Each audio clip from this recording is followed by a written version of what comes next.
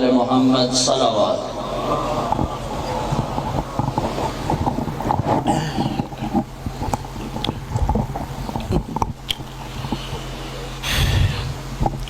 انا للہ و انا الیہ راجعون۔ میں کیا بیان کروں میرے بھائیوں، میں نے تو اپنے وصیت نامہ میں لکھا تھا کہ مولانا محمد حسین صاحب میری نماز جنازہ پڑھا۔ نظام خدا ہے کہ مجھے ان کی نماز جنازہ میں شرکت کرنا پڑی۔ میرے بھائی اور بزرگوں، 1971-72 میں دارالعلوم محمدیہ میں داخل ہوا۔ جاڑا صاحب مرحوم اس وقت پرنسپل تھے۔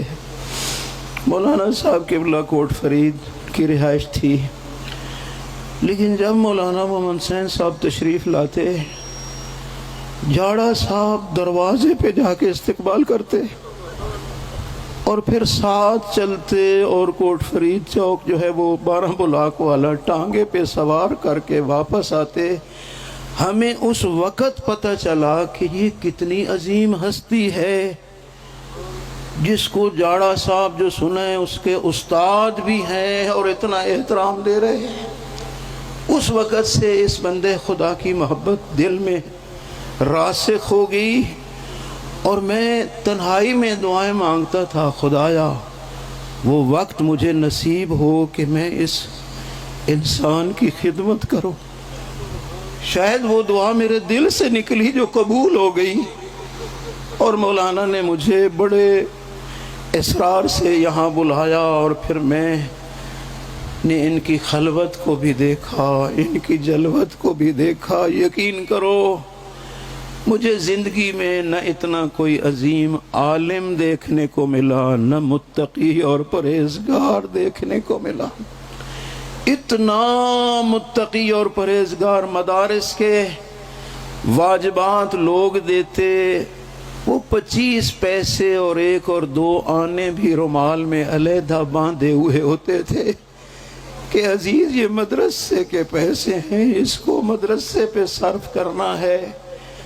یہاں جو کبھی کبھی یہاں رہتے تھے کچھ وقت کے لیے تو کھانا گھر سے آتا تھا، اور جو ان کے محافظ ہوتے تھے مہینے کے بعد حساب کر کے ان کی روٹی کا خرچہ بھی مدرسے میں جمع کراتے۔ لوگوں نے مدارس بنائے اپنی روٹی کے لیے، کچھ الہی بھی کام کیے ہوں گے، لیکن یقین کرو یہ بندہ وہ ہے جس نے 1 مربع زمین اس مدرسے کے نام وقف کی، اور وہ بھی خرید کے۔ مجھے پتہ ہے جلال پور کی زمین علاقے کے لوگ جانتے ہیں کہ وہ کتنی قیمتی ہے، خرید کے مدرسہ کے نام جو ہے اس کو وقف کیا۔ کو خداوند عالم نے کوئی ایسا وجود بھیجا تھا، اور دکھ سے کہنا پڑتا ہے کہ ہم اس کی روح سے معذرت کرتے ہیں کہ ہم نے تیری قدر نہیں کی، ہمیں معاف کرنا، ہمیں معاف کرنا۔ یقین کرو قدر نہیں کی گئی، لیکن بحمد اللہ پھر قدردان بھی آپ جیسے موجود ہیں۔ اگرچہ ان کی اولاد نرینہ نہیں تھی، لیکن آپ نے پرسوں دیکھا کہ کتنے لوگ اس کی اولاد نرینہ میں شامل ہیں، اور آپ سارے۔ اتنا عظیم انسان جہاں خداوند عالم نے دوسری صلاحیتیں عطا کی، حافظہ اتنا عطا کیا، اور آخر تک میرے بھائی اور بزرگوں 16 کو میں نے جا کے ان کی زیارت کی۔ اس دن بھی مسکرائے اور ہاتھ بلند کیے اور دعا دینے لگے، یہی جو 16 چند دن پہلے گزری ہے، بالکل پہچانا، مسکرائے، اور میری آخری ان کے ساتھ یہی ملاقات تھی۔ پھر تو میں نے ان کا جنازہ دیکھا۔ میں عموماً عرض کرتا تھا آغا جی میں نے کوشش کی ہے کہ آپ کے نوکروں کی طرح زندگی گزاروں، یقین کرو آپ دیدہ ہو گئے۔ کہنے لگے تو نے میرے بیٹوں کی طرح گزاری۔ میرے بھائی اور بزرگوں، آپ دیکھیں جس طرح میرے بھائی نے ان کی علمی کاوش کے بارے میں بیان کیا ہے، یقین کرو آپ ذرا دیکھیں وہ 1960 میں یہاں آئے اور 1960 سے یہ سلسلہ شروع کیا، اور کون سا موضوع ہے جس پہ اس بندے خدا نے کتاب نہیں لکھی؟ اصلاح المجالس اور محافل کتاب لکھی جاتی ہے جس میں عزاداری مظلوم کربلا، آپ جانتے ہیں جو صورتحال اب ہے وہ اس وقت بھی کچھ ایسی ہی تھی، لیکن سبحان اللہ لوگوں کو بتایا کہ عزاداری مظلوم کربلا کس طرح منائی جاتی ہے۔ یہ جو بڑی عبادت ہے اس کی بھی کچھ شرائط ہیں۔ اس وقت شیخیت اور شرک کا عنوان تھا زیادہ، اس وقت اصول شریعہ لکھی گئی اور جس میں مخالف کا جواب مدلل طور پہ دیا گیا۔ پھر یہاں چوکیرا کے ایک بدبخت نے حدیث ثقلین کے بارے میں کچھ غلط قسم کے الفاظ لکھے تو اس مرد مجاہد نے تحقیق الفریقین فی حدیث ثقلین لکھی۔ آفتاب ہدایت ایک متعصب نے لکھی، ملت شیعہ کے خلاف جتنا زہر وہ اگل سکتا تھا اس نے اگلا۔ اس مرد مجاہد نے تجلیات صداقت در جواب آفتاب ہدایت ایسی لکھی اور اس کے منہ پہ ایسا جوتا رسید کیا اور چیلنج کیا کہ کوئی مائی کلال اس کا جواب دے۔ 50 سال سے زیادہ عرصہ گزر گیا، کسی ناسبی کی بھی جرت نہیں ہوئی کہ اس کا جواب دے سکے۔ پھر یہاں سے الشریف ہمارے قریب ایک بدبخت رہتا تھا، اب تو اپنے انجام کو پہنچ گیا۔ اس نے تحفہ حسینیہ لکھا، جو اس کے منہ میں آیا اس نے قلم میں غلیظ قلم استعمال کی۔ ہم نے وہ رسالہ پڑھا ہی نہیں تھا، اس مرد مجاہد نے تنزیہ الامامیہ کے عنوان سے اس کا جواب دے دیا۔ قوم اللہ اکبر، یا رسول اللہ،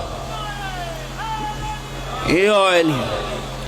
پھر تاریخ کربلا میں آپ دیکھیں جو ہماری سب کی ضرورت ہے، سعادت الدارین فی مقتل الحسین علیہ السلام۔ میں نے ڈھیر ساری مقتل کی کتابیں پڑھیں، ایک طالب علم ہونے کے ناطے سے یقین کرو مقتل کی کتابوں میں اگر مجھے اطمینان آیا ہے تو یا سعادت الدارین میں یا شہید مطہری کی حماسہ حسینیہ، اور یقین کرو ان دونوں کو میں نے ملایا بھی تھا، 99 کچھ میں دونوں میں موافقت تھی۔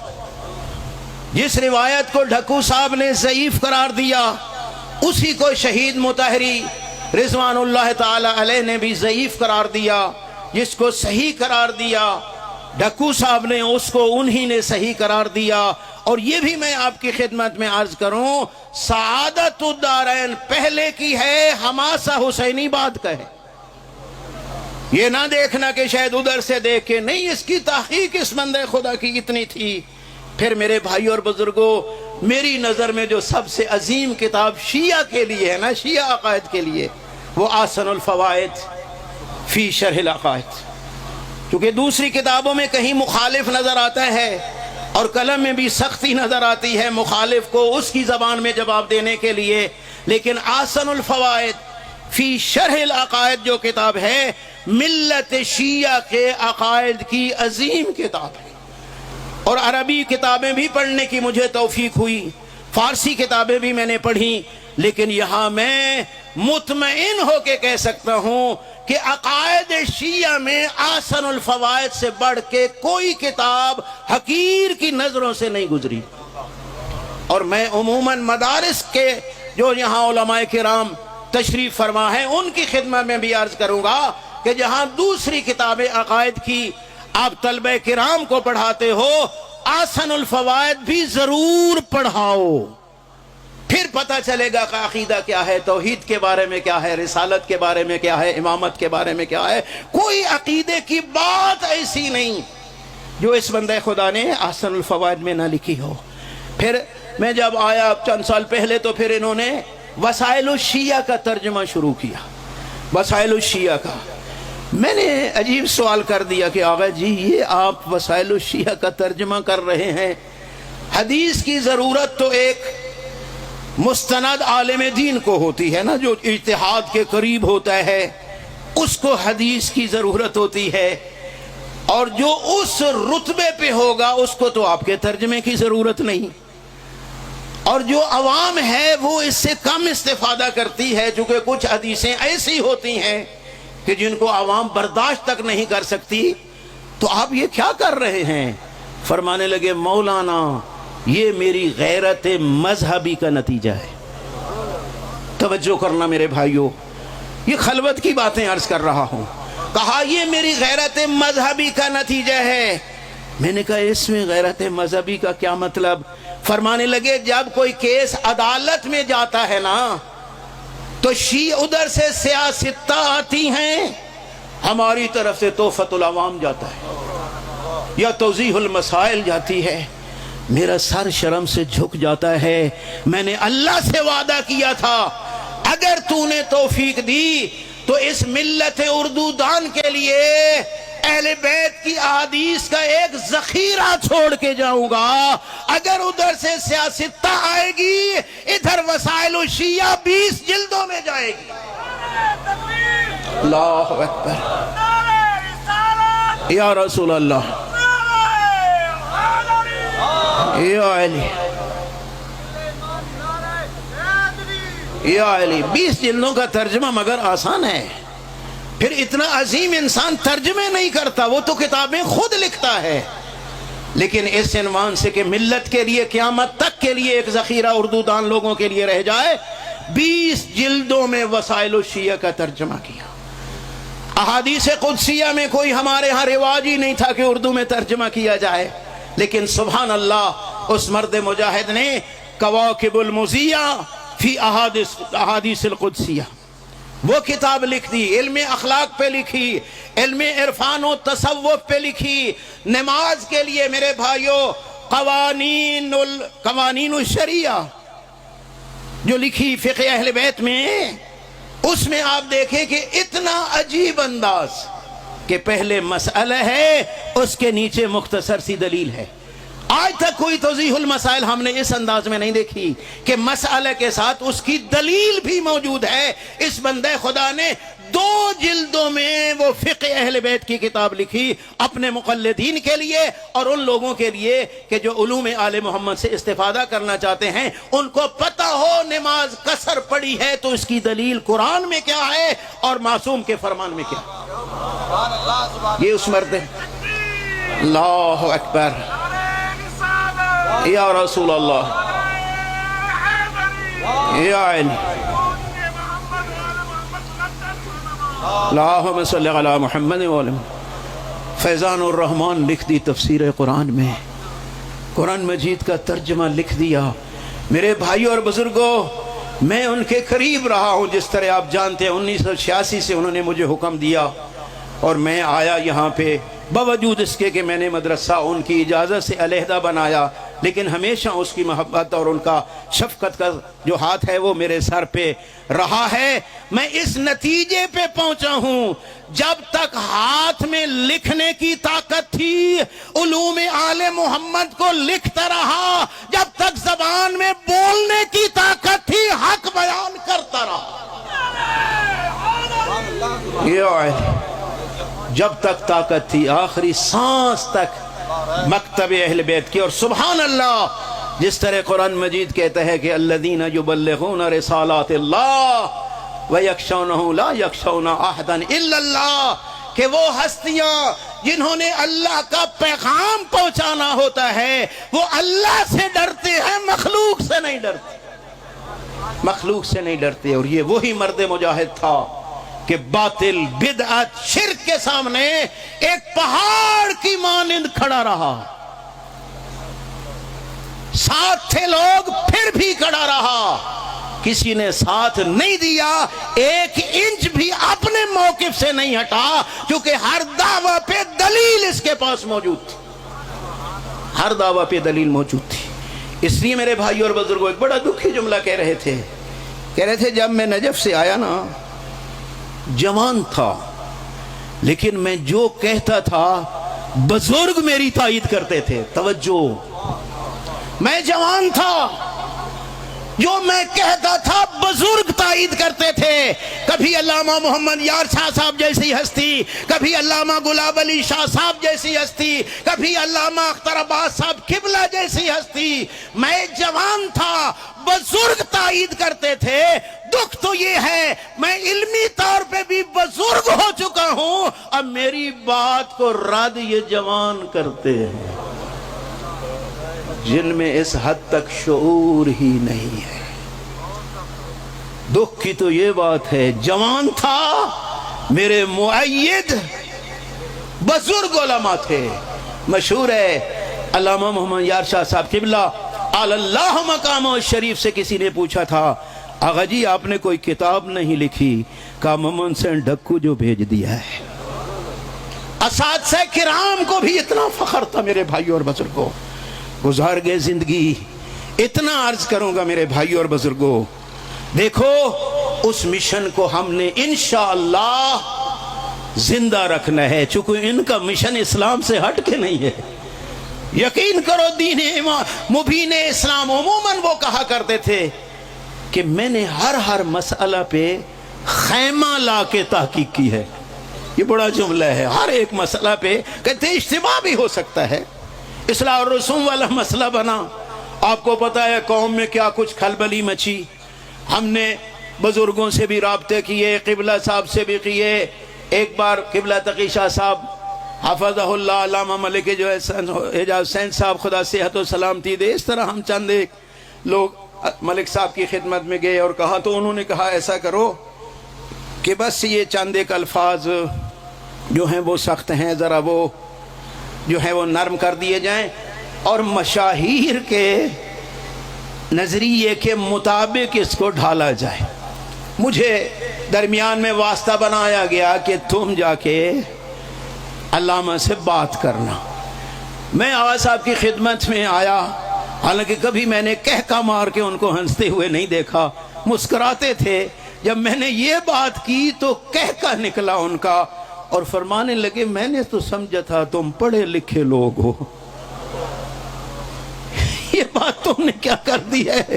مشاہیر کی رائے کے مطابق مشہور میں سے کس کو سامنے رکھیں گے؟ بندگان خدا، میری کتاب موجود ہے، مجھے دلیل سے قانع کرو، میں ساری پہ قلم پھیر دوں گا. اگر دلیل تمہارے پاس نہیں تو نظریہ میں کیوں بدلوں؟ اللہ اکبر، یا رسول اللہ، یا علی، زندہ آباد، زندہ آباد، مرد آباد، مرد آباد. اللہم صلی علی محمد و آل محمد. میرے بھائیوں میں ایک شعر سنتا تو ہوتا تھا، وہ زمین کھا گئی آسماں کیسے کیسے. مجھے اس کا معنی سمجھ میں نہیں آتا تھا. پرسوں ڈھکو صاحب کو دفن کیا تو اس کا مجھے پتا چلا کہ زمین کھا گئی آسماں کیسے کیسے کا معنی کیا ہے.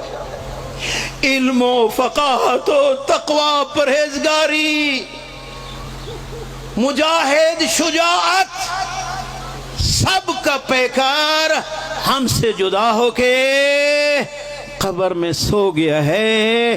لگتا یہ ہے کہ اب وہ دکھوں سے آزاد ہو گیا ہوگا.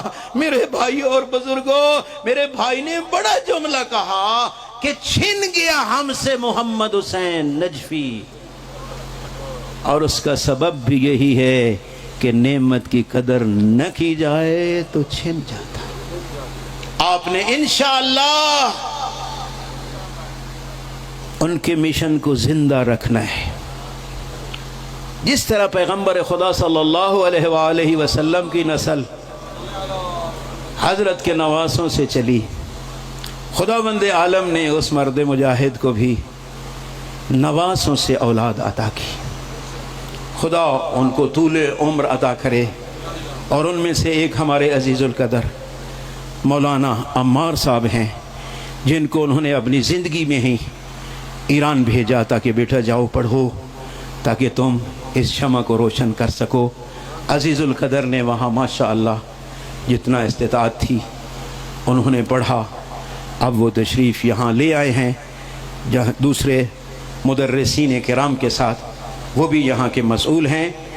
मैं उनकी खिदमत में गुजारिश करूँगा कि अजीज़ुल क़दर आएँ ताकि कौम को भी पता चले कि आप उनके नवासे हैं, और उसके बाद जो है इस यतीम कौम का शुक्रिया भी अदा करें कि जिन्होंने वाक़अन हक़ अदा किया। मेरे भाई और बुज़ुर्गों, परसों वाला जनाजा और आज का इज्तिमा बताता है कि वाक़अन आप लोग बावफ़ा हैं, उलमा की कदर कर जानते हैं।